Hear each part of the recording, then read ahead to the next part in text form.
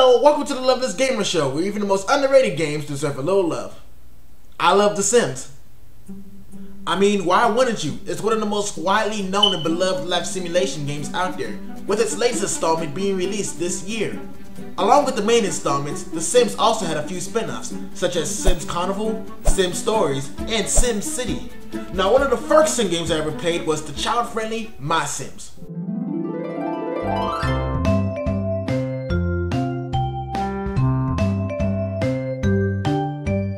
MySims is perfect for people who think that the regular Sims was a little too vulgar for them. And I was fortunate to have parents who thought this very thing. This watered-down version of reality featured chibi-like Sims, little character interaction, subpar music, and load times so long and frequent you could probably read the Bible from beginning to end. Oh, that Jesus.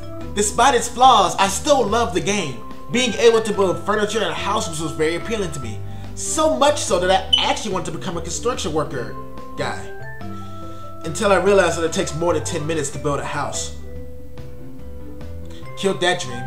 Anyway, this game was well received, so the creators decided to make this into a franchise. Games of which include a party game, a spy game, and a jet fighter game?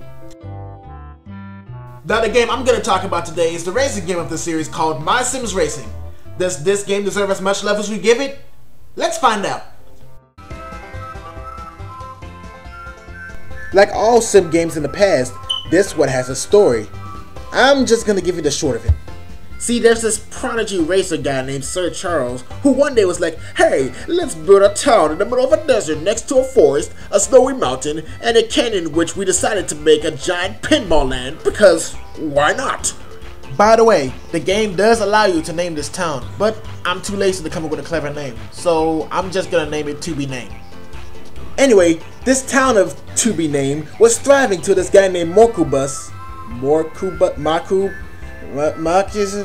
decides that he wants to build a landfill on this geological marvel. So logically, they decide to race for it. But Sir Charles disappears mysteriously, so the race was cancelled and the town becomes some ghost camp. This is where you come in.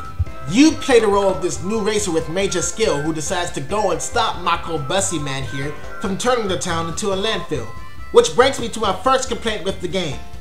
I consider myself a character customization addict. In The Sims, I would spend hours upon hours making a sim that looked just like me. In that game, there was a wide variety of options that lets the player's imagination be the sole limitation. However, in this game, the character customization is poop. You only have so many choices and you can't unlock anything to enhance your character. This is especially disappointing if you played any of the past MySims games, or any of the Sims games for that matter.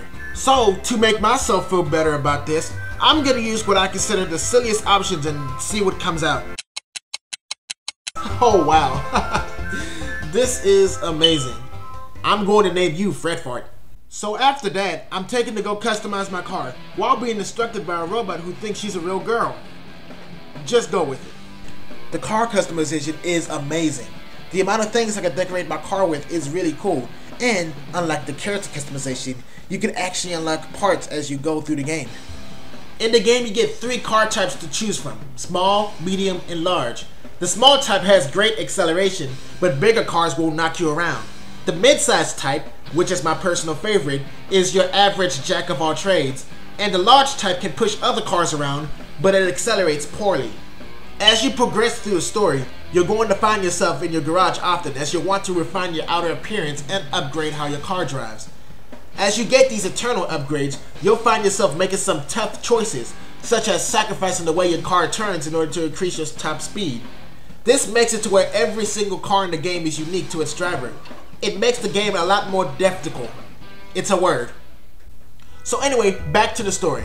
After arriving into To Be Named, Fredfart goes to the local hillbilly mechanic. Basically, he tells you that you suck and forcibly enrolls you into a driving school where we can learn the basics. Now we can get a taste of how the game plays.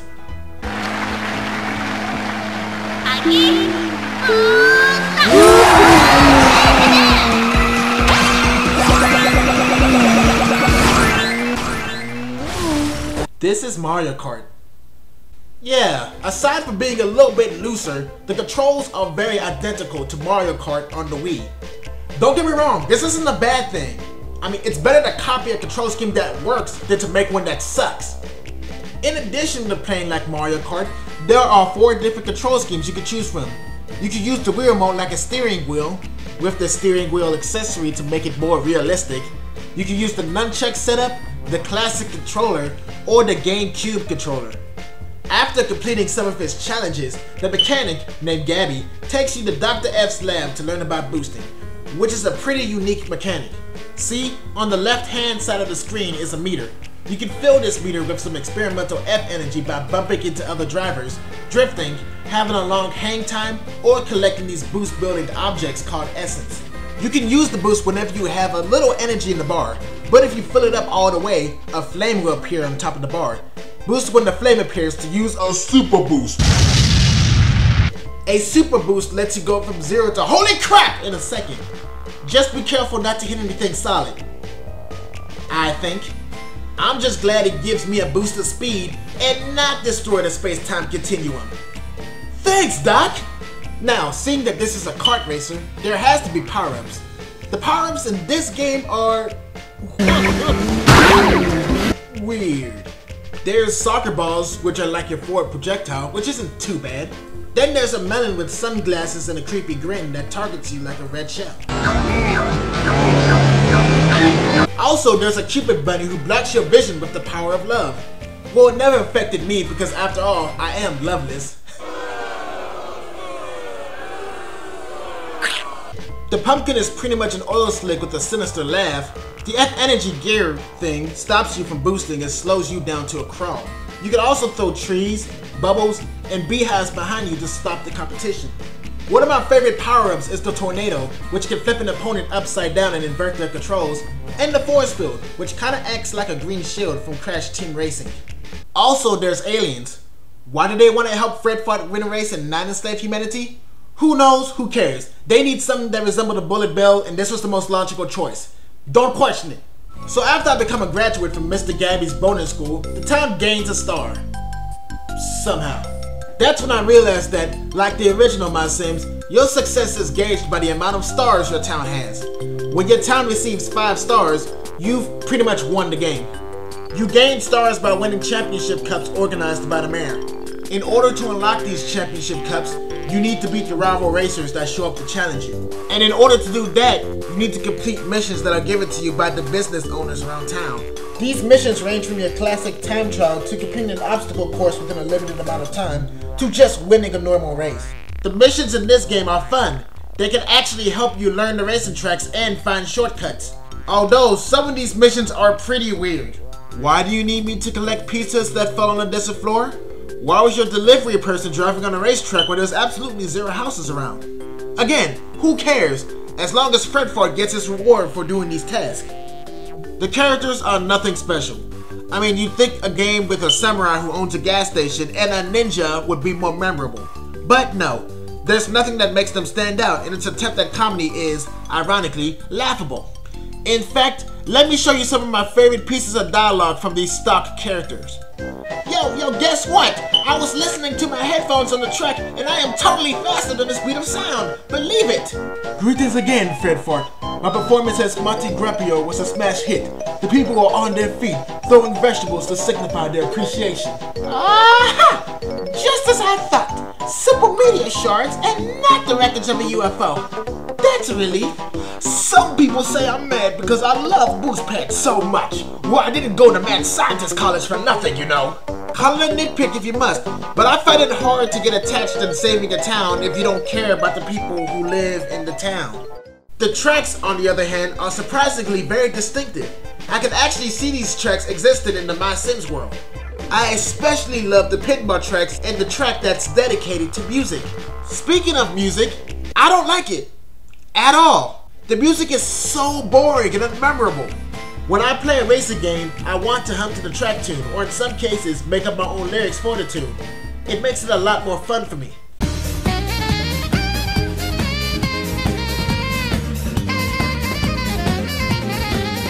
I am Dr. Cortex. I am Dr. Cortex.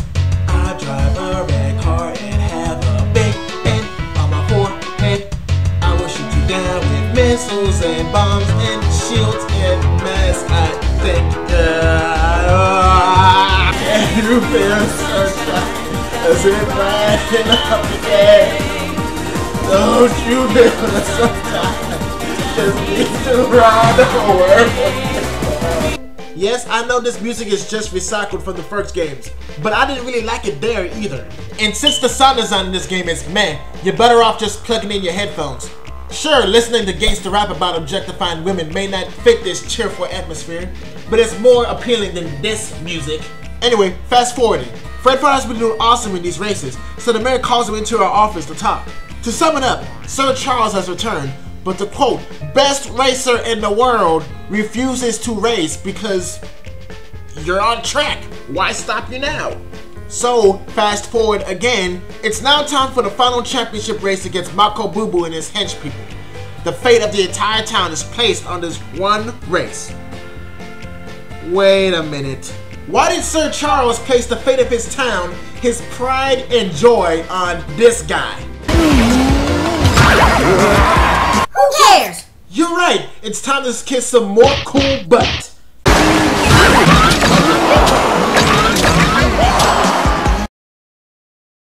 So Fredfart wins the race. The town's happy and Mako busts a boo-boo man guy, honors his deal and places his landfill somewhere else. I assume. The end. You know, despite the reviews I heard about it, this game is actually really well done. If anything, it deserves more praise than it receives. The multiplayer aspect is pretty standard, but what I love about it is that you can actually save your car into a Wii remote and pull it out on another Wii, which is awesome. This is why this game gets my love rating of friend.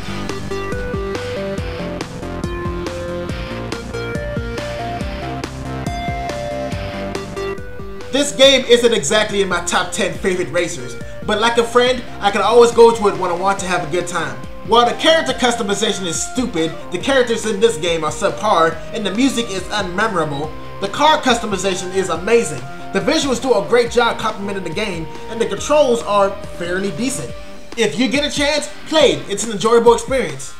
Now I want to pick your brain. What's your favorite kart racer? Let me know in the comments below. Also, while you're here, like and subscribe. I'm going to make a new video eventually. Thank you so much for watching, and remember, you're all beautiful people. Bye.